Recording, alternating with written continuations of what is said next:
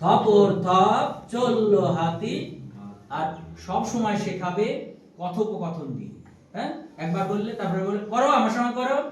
থপর থপ চললো হাতি, মাথায় দিয়ে সোনার ছাতি। করো, মাথায় দিয়ে সোনার ছাতি, হাতি সুর দিয়ে খায়, হাতি সুর দিয়ে খায়, হাতি মিটি মিটি চায়, হাতি মিটি মিটি চায়, হাতির কুলোর মতো কান, হাতির কুলোর মতো কান, হাতির লেজটি দেখে যান, হাতির লেজটি দেখে যান। কি কেমন লাগলো বাচ্চারা? খুব ভালো লেগেছে? বাহ। তাহলে দেখো, এই হাতি ছাড়া আর কি কি প্রাণী তোমরা দেখেছো বলো তো? তাহলে আরো কিছু অন্যান্য প্রাণীর সঙ্গে তারপর চেনে কিনা সেই পরিবেশটা।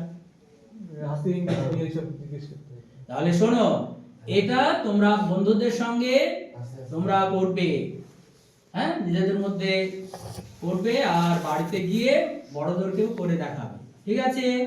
এবার পরের দিন আরো আরো মজার মজার এরকম ছড়া ব্যায়াম আমরা শিখব। ঠিক আছে?